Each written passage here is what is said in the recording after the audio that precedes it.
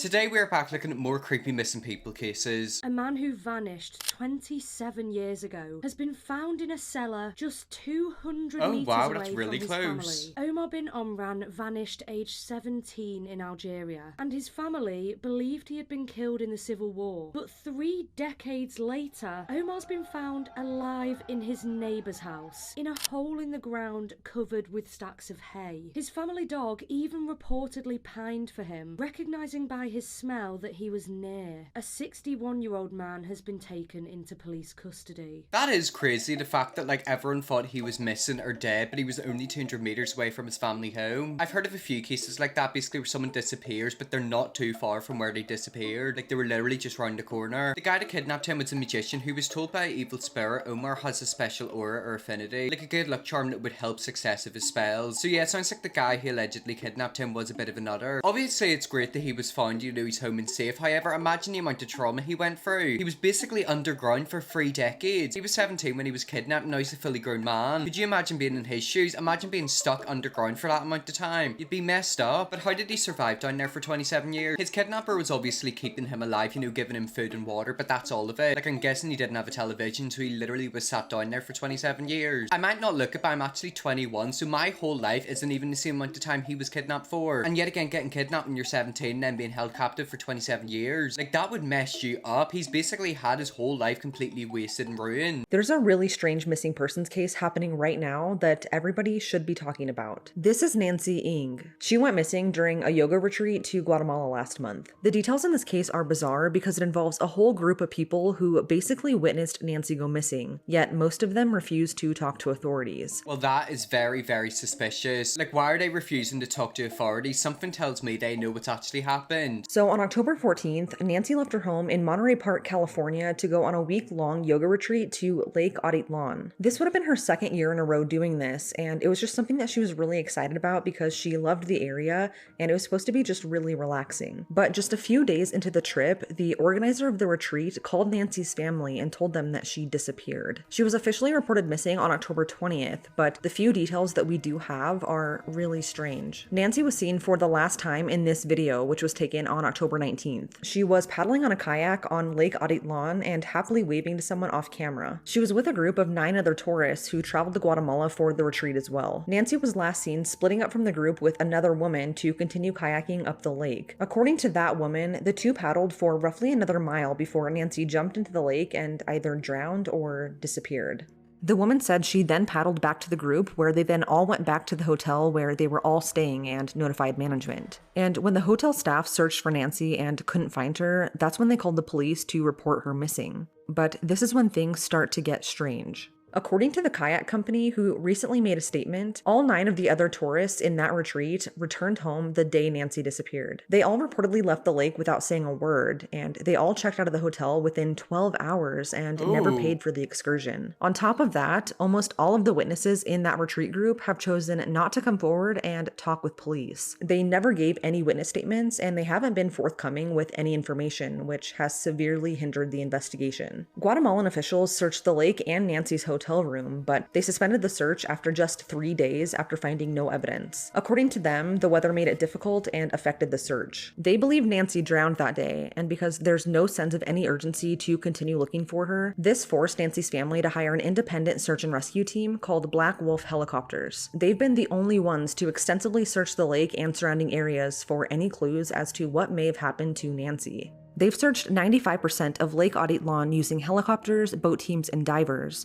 But Nancy is still missing, and because not really anyone in the group is coming forward to talk with police, they stated that it should now be considered a criminal investigation. Yeah. The woman's identity, who was last seen with Nancy, has not been released to the public that I can find. But according to Nancy's family, they know who she is, and they've even tried reaching out to her multiple times for some answers. Yet that woman has refused to speak with them. And what's also strange is that this woman reportedly told Guatemalan officials that Nancy drowned that day. But that witness statement is nowhere in the official police report. So at this point, point, with no one coming forward and suspicious witnesses with key information that's being withheld, nobody knows what to think. The FBI is now investigating Nancy's disappearance, and her family has since hired a lawyer in Guatemala to investigate whether or not she actually drowned. Unfortunately, Black Wolf helicopters have since had to suspend their search, but they're demanding that someone in the group come forward to at least tell them where Nancy went into the lake, because it would be incredibly helpful to at least have a starting point. This situation is an absolute nightmare. That is weird. Like, where is she and where is that kayak? You would think if she actually drowned or fell into the water, they would be able to find a kayak somewhere. Two things come to mind. Yoga Retreat is actually a cult and this was a ritual sacrifice, and Christina sold her to HT. Okay, so I don't know what HT is, but honestly, thinking about it now, it literally could be a cult. Like, they're not talking. Maybe they've been told not to say anything. Like, maybe they've been, like, blackmailed. I don't know. It's just a bit bizarre, isn't it? You know, obviously it sounds all fun going kayaking. She's done it before as well, so it's not like a one-time thing she's done. However, apparently she went out with another woman for a mile, allegedly fell into the water, and then they've never found her to kayak. But if she fell into the water, wouldn't you go to shore and call someone immediately, like the police? You wouldn't go back to the hotel. I don't know, it's just not adding up. So her friend watching assumed she drowned and then just paddled away. What? I mean, look, put it this way, if you can't swim, I can understand why you might not want to get into the water. But she only alerted people whenever she got to the hotel. I don't know if the hotel is close to where they were kayaking. It just seems a bit weird, doesn't it? I've never been in that situation, don't want to be in that situation. However, I feel like if I was in that situation, I probably would react a wee bit differently. And then the whole thing about none of them talking to police about her. Why? What are they hiding? What do they know that they don't want anyone else to know? This has always been one of the strangest missing person cases, and there are finally some updates. This is Carly Gousset. She went missing on October 13th, 2018 from her family's home in Chalfont, California. She was officially last seen alongside US Highway 6 in Eastern California. Not too long ago, I read an article about highway serial killers in America, and if I am correct, I think it said there's currently 500 active highway serial killers. Is that not terrifying? Like, so many people go missing around the highway, but then it makes a lot of sense. Think of it, if you're driving from one side of America to the other, you're driving down loads of long roads. If you wanted to, you could literally pick somebody up, kill them, dispose of their body, and then drive to your location. Highways freak me out, especially the secluded one. Could you imagine walking along one at night and then someone literally stops their car beside you? 5 years later, police are now looking for evidence and clues in the town of Tonopah, Nevada. According to an investigator with the sheriff's office in Mono County, California, in March of 2021, his office received a phone call from a recovering drug user who reportedly saw Carly at a party in Tonopah. Tonopah is a historic mining town about 100 miles away from where Carly disappeared. Investigators have not yet released the witness's name or when he reportedly saw Carly, but they have seized a vehicle that they say may have picked Carly up alongside Highway 6 and taken her to Tonopah. This is a major breakthrough, as not a single trace of Carly has been found since she went missing. It's like she vanished into thin air. To kind of recap her case, the night before she disappeared, Carly, who was 16 years old at the time, told her family that she was going to a football game at her high school in Bishop, California. But instead, she secretly went to a house party with her then boyfriend and another friend. At the house party, Carly smoked weed, and not long after, she became frantic and paranoid. According to her boyfriend, she became erratic and was scared of the music and him. Carly then called her stepmom Melissa to come and pick her up in Highland Park, which isn't far from the family home. But by the time Melissa got there, Carly was nowhere to be found. She eventually found Carly walking down a dark road looking pale as a ghost about a mile away, and when she got in the car, she was still acting super paranoid and not really making sense. Something tells me what she thought she was smoking wasn't actually what she was smoking. Whenever it comes to inhaling stuff, especially at parties, you need to be very, very careful because it's so easy for somebody to lace something. Like, yeah, she might have been smoking a wee bit away, but there might have also been something else in it. If she looks really pale and is paranoid, like, she obviously hasn't just smoked weed. When they got home, Melissa and Carly's dad, Zachary, tried to calm her down. They believed that whatever she smoked that night was possibly laced with another drug. Yep. Melissa spent the rest of the night with Carly trying to comfort her, and she even recorded an 8-minute long conversation she had with Carly in hopes to show her why she should never do drugs again.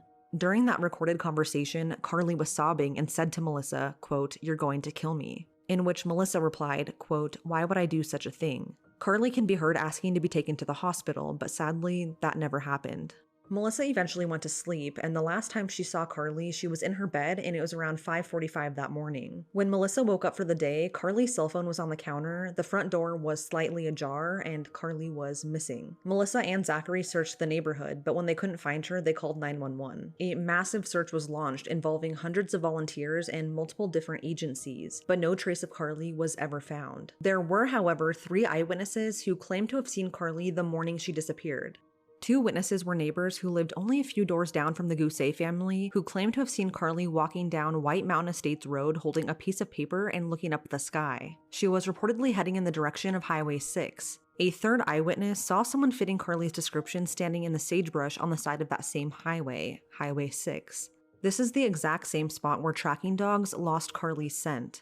After Carly went missing, her stepmom Melissa started going live on Facebook trying to urge people to help in the search, and a lot of people watching kind of deemed her behavior as suspicious. But again, no one knows how they would truly act when something this horrible happened. That's true. Then in 2019, the case was featured on Dr. Phil, where Carly's mom Lindsay said that she suspects that Carly died from a drug overdose, and she questioned whether or not she ever made it out of that house alive. But to this day, police have found no incriminating evidence against Melissa or Zachary. Along with that, they've since both taken a polygraph and they both passed. There's been a lot that has happened since Carly disappeared, such as her dad Zachary being arrested on charges unrelated to her disappearance. In 2021, he was reportedly charged with a felony count of corporal injury to a spouse, but the arrest record has since been removed from the Mono County Sheriff's Office website. Again, this seems to be a domestic violence related incident and not connected to Carly's disappearance. There was also a video on YouTube that went viral from someone dirt biking who claimed to have found Carly or thought they found Carly while in the mountains. They used her picture in the thumbnail and used her story as clickbait. This was confirmed to not be her, but unfortunately, this misinformation spread like wildfire. As of today, 5 years later, Carly is still missing.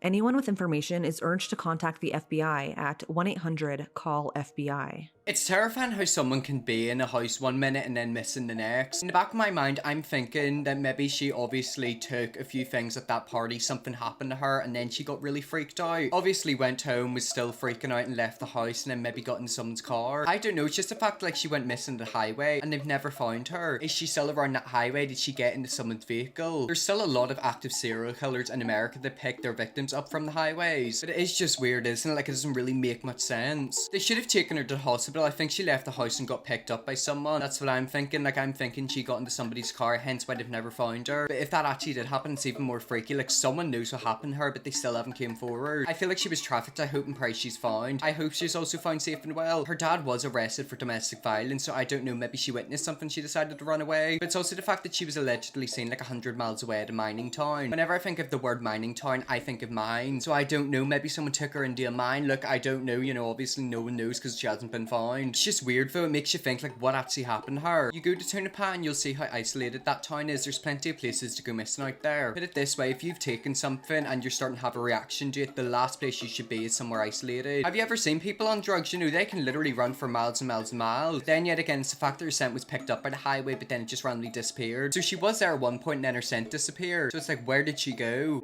This is the case of the girl that vanished into thin air. Her name is Yuki Anishi. On April 29th of 2005, 5-year-old Yuki was out celebrating Greenery Day with her mother. It's a national holiday in Japan, and what they do is they go out, they celebrate nature, and they collect bamboo shoots.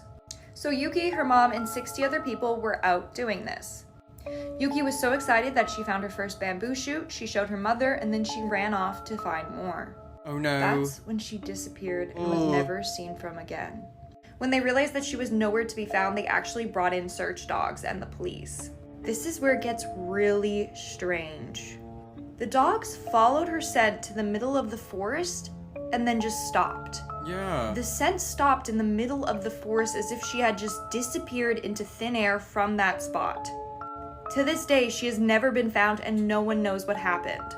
If you want to hear some theories, come back for part 2. Okay, so we don't have part 2. However, if you go into a forest and then disappear, do you really disappear? Is it a situation of her disappearing into thin air, her being taken against her will? There's a lot of urban legends in Japan, so I'm guessing it took her. But are the urban legends correct? You know, like a lot of times I feel like they're fairy tales. But put it this way, she went into that forest and she was never found. So like, where did she go? Did she go out the other side? And then yet again, the whole dog thing is like that last video, you know, where they pick up the scent and then it just disappears. Where did they go? There's this game called Dead by Daylight and has an origin where a black fog will take people and bring them to a different dimension. Okay, so I think we are getting a bit too out of control. Like, I don't think that's what's happened. My best guess is maybe an animal got her, someone took her, or she maybe like fell into like a hole or something like that. But then yet again, it's like we don't know, that's the thing. Like, she's missing and she's never been found. So she just disappeared, like she suddenly vanished.